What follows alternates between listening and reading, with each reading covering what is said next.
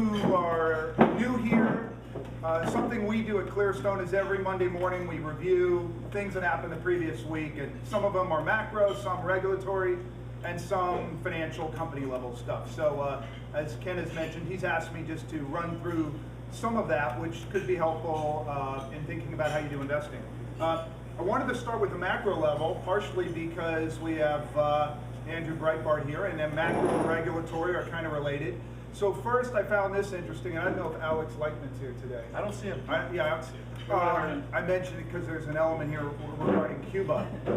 I read this week that 8% of the world's population is over the age of 65. That's whatever. That will, by the time we reach 2040, that will have doubled, right, to about 17%. What's interesting is if you look at the economies and how they're growing, Japan today has 24% of its population over the age of 65. If you are doing business in Japan, you can begin to forget about the young consumer and start to focus on the consumers who are getting gray hair. Would that also explain why? What's that? Depends as well in Japan? Yeah, I couldn't hear what you said. Depends. So does that also explain why China's overtaken Japan when it comes to the largest economy in the world? Yeah, I think it does. By the way, something else. We'll it's a little off track. But China, its biggest problem that it has in the next probably 30 or 40 years is the fact that its population is aging at a faster rate than almost any other country on earth. And that's because of the one-child policy. So while we hear a lot about China's growth, they have a Japan-style problem looming. And with demographics, that's a 100-year problem. That's like steering an aircraft here. You don't just stop it. So that policy will live with them for at least the next 100 years. On the issue of population growth and whatnot, Social Security. So this week, a couple of things came out regarding Social Security I thought were really important. First was that 60% of baby boomers, 60% do not have adequate savings for their retirement.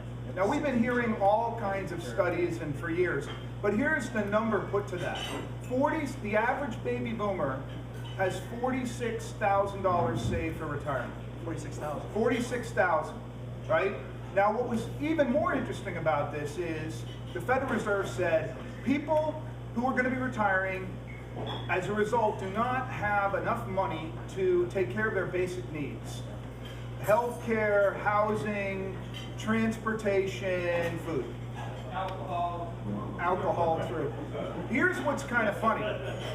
This same study asked baby boomers what they considered to be their basic needs, which included, as I looked at the survey, a cell phone, broadband internet connection, cable, and for any of those who had a home, a gardener. And Mountain Dew. They cannot afford to pay for basic housing, for health care, and for food, and yet those are basic needs. And the reason I think it's important for all of us is this. Whenever societies evolve, and needs, what society considers to be needs also evolve. So 40 years ago, the telephone was not considered a need. Then the federal government said it is, so if you can't afford a telephone, you may not know that, you can get a free one. But these sorts of needs always get embedded in social policies and entitlement programs. I was looking at it thinking, wow, hearing that, at some point, if you're in the telecom, the cable, or the entertainment business, it's reasonable to assume those services will be free or embedded in future entitlement programs. Because if the voters decide those are basic needs, that's what's going to happen. On the regulatory front, a little bit more down at the investor level. So about 60% of investors now believe over the next 12 months, the stock market in the US is going to perform materially worse than it has in the last 12 months. Wow. And you know, there's really weird investor psychology games that get played on this stuff. If the market is overly bearish, that can be a bullish sign and weird stuff like that. But of course, with so much wealth tied up into people's in the stock market and how people think about how much they have, which leads to how much they'll spend, and housing values having been depressed, I think this is generally a negative sign for the economy, not a positive one. Do you think it's going to fall below 10,000? I don't Pretty have any, close. Yeah. I don't actually know, but One quick thing on that too is that there's $2 trillion still sitting on the sidelines in cash that went out in 2007. So people still are not. yeah, you just mentioned that there's $2 trillion of cash sitting on the sidelines. That's true, but what's amazing is every time the U.S. Treasury is offering, every month, is offering T-bills, anywhere from 60 billion to 100 billion of debt we all owe every single month. Those are way oversubscribed. And by the way, they're yielding anywhere from 50 basis points to 200 basis points, and they're way oversubscribed. So it tells you people are still looking at it as, hey, at least I'm not going to lose my principal. By the way, Greek bonds right now are at 10%. 10% Greek. And I don't That think might not be a bad way to go. Because it's not going to go under. On the regulatory front, I mentioned this last week. Every week, my partners and I are looking at the Dodd-Frank bill. This is the giant financial reform act. Last week, I mentioned that accredited investors, there are new standards for who those can be, which could have a negative effect on angels. The one that I thought, I guess I kind of like, Barney Frank has been itching forever to limit the pay that CEOs and executives get paid, right? Forever. And the first step in that direction is to ask that shareholders can vote, not just the board, but the shareholders get a vote on how much executives can get paid. Well, the Dodd-Frank bill actually has a provision, it's passed, it's now law. All companies that are publicly traded now have to allow their shareholders to vote on the pay packages of their executives. Now, right now, the vote is non-binding, right? But it's out there, and I know as a board member of a public company, if I'm having the shareholders vote against a pay package, probably means we're going to change the pay.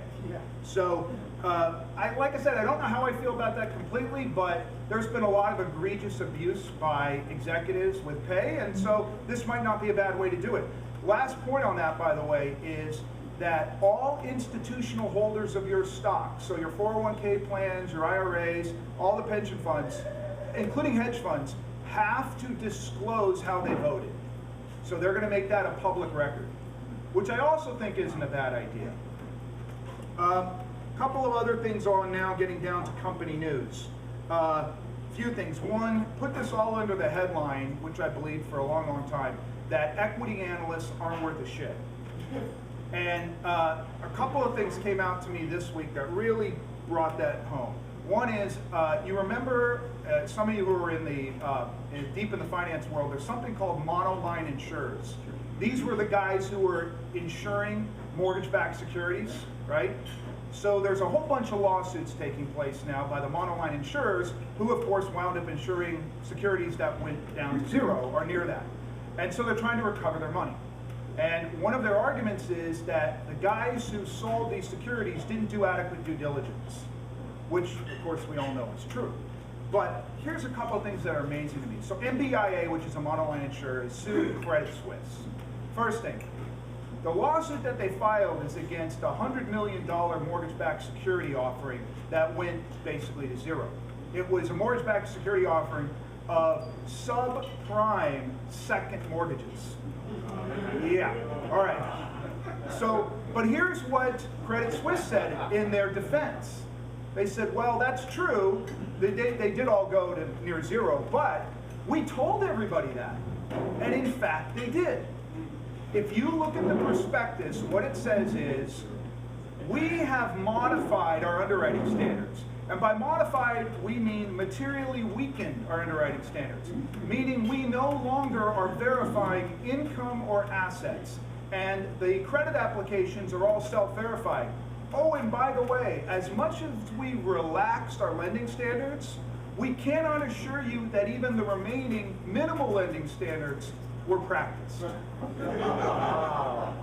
And this thing went out, and it was oversubscribed. Oversubscribed. And by the way, what did MBIA get for insuring that? $100 million, blah, blah, blah,